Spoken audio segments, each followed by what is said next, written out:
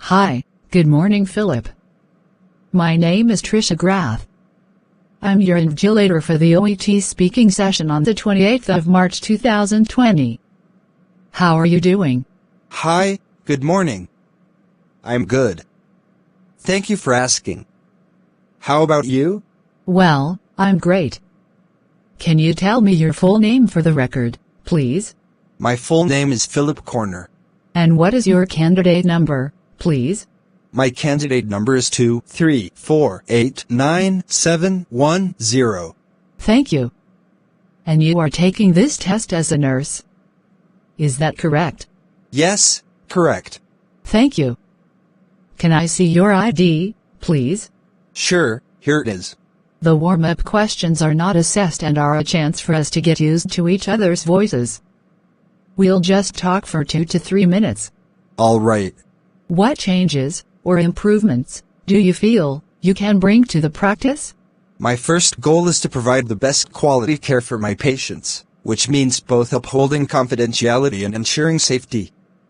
I also feel that my knowledge and experience in interacting with patients through telehealth services enable me to add to the team's ability to reach its patients.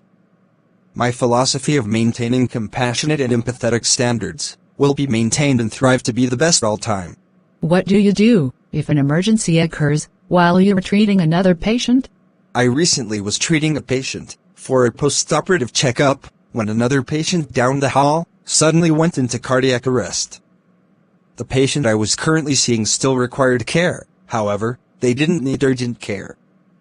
I explained to them quickly that I would either come right back to them after assessing the situation, or I would send my junior, or one of our nurse practitioners, to assist them in finishing their appointment. I did have my junior with my patient, while I administered emergency medical care for the other patient. However, they were very understanding and flexible.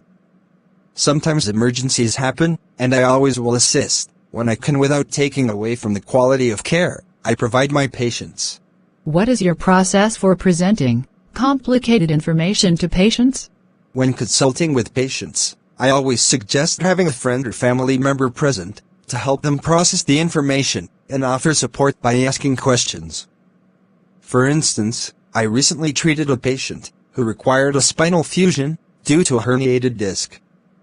After performing an initial CT scan and delivering my diagnosis and recommendation, I met with the patient and their spouse to go over the complicated procedure with them. I explained the process of how we would do the fusion, what the disc replacement looks like, and what it's made out of. I went over pre- and post-operation procedures, and what they could expect in the days, weeks, months and years ahead, with quality of life. The patient decided to proceed with the surgery, based on my recommendations, and the surgery was a success. How do you handle stress? When my job gets too stressful, I learn how to relax, track what my stressors are, and take time to recharge. I briefly step away from my tasks to come back with a new way of thinking and a refreshed mind. As a medical professional, it's important to remain calm, have a firm grasp on our emotions, and ensure that the stress will pass. When we take the time to recenter ourselves, we are better equipped to look after our patients with the utmost care. How do you see the future of healthcare? When I was working at General Hospital, I had the opportunity to participate in the development of a new online portal. I learned a lot about new behaviors and expectations in the healthcare industry. With the evolution of the internet and digital applications, I think healthcare providers will be including more and more connectivity apps in their patient care management. This process allows patients to have more access to their providers to strengthen the patient-doctor relationship. Great. Thank you very much for sharing that. So, let's move on to role play now.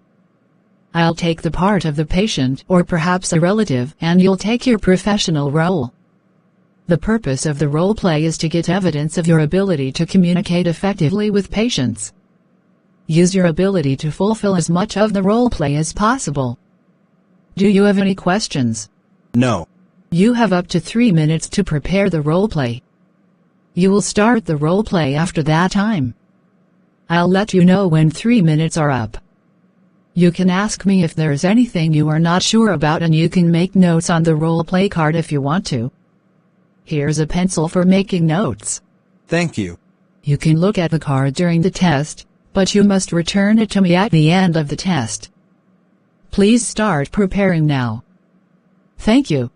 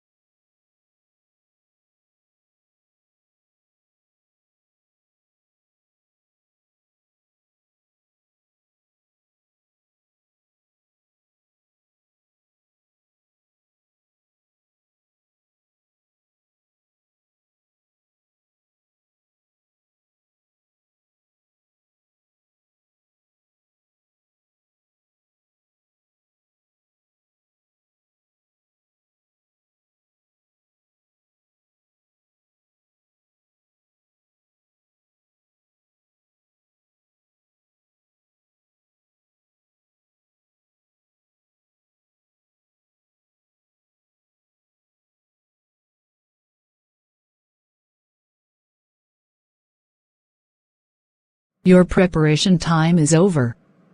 You can now start your OET speaking role play. Don't worry if I stop you when the time is up. Good morning. I am Dr. Philip Corner, one of the doctors in this clinic. How may I address you? Good morning, doctor. You can call me Tricia. All right. Tell me, Tricia, what brings you here today? Doctor, I am the daughter of your patient, Harry Smith. My father has a history of atrial fibrillation, and takes warfarin. Oh, yes. I understand. Nice to meet you, Tricia. Are you here to discuss his condition? Yes, doctor. I am here for my father. Okay. How is Harry?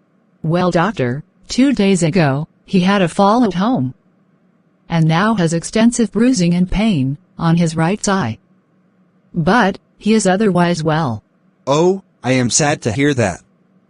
Have you done any medical checks afterwards? Actually, not exactly.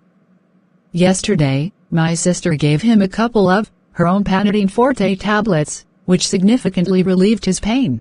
I realize the situation. But Tricia, it is not recommended to provide Panadine Forte tablets without a doctor's prescription. It is not a safe way of practice, under any circumstances. Yes, but it works. And doctor, actually I have come to see you today, to request a prescription of Panadine Forte, for my father. I acknowledge your words, Tricia. Unfortunately, I am sorry to say that I will not write a prescription for a patient without consulting the patient. Excuse me, doctor. My father is your patient. And I would like to know, still, why you are refusing to give a prescription for him. Please calm down, Trisha. I can imagine the situation you are going through right now. Kindly, be patient, and listen to me.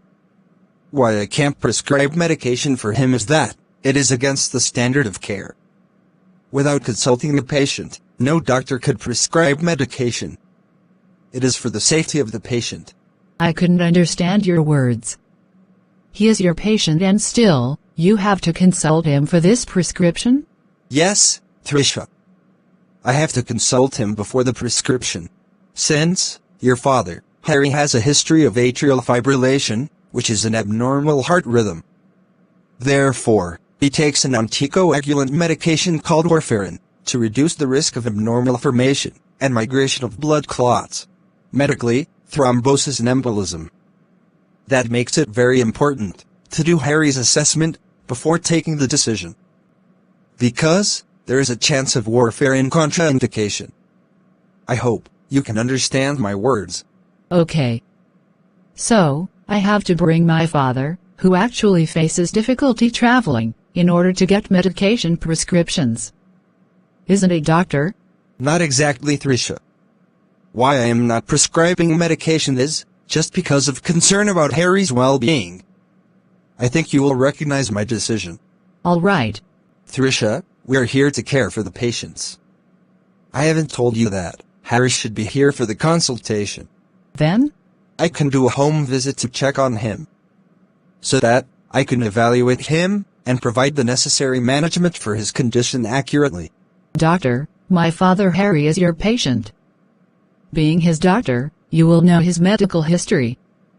Even then, you need to access him before the prescription. I really think this is unnecessary. I can realize your thoughts, Trisha. It is the code of conduct to ensure patient safety, and I have to follow it at any cost. If I get Harry's consent to make a home visit, it is most desirable. I hope to meet Harry at the earliest. All right, I agree with your decision, doctor.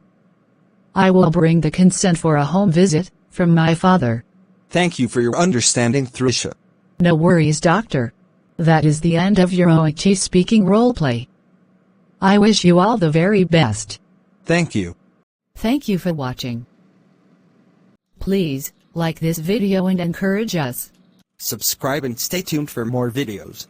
Kindly comment your suggestions and help us do better.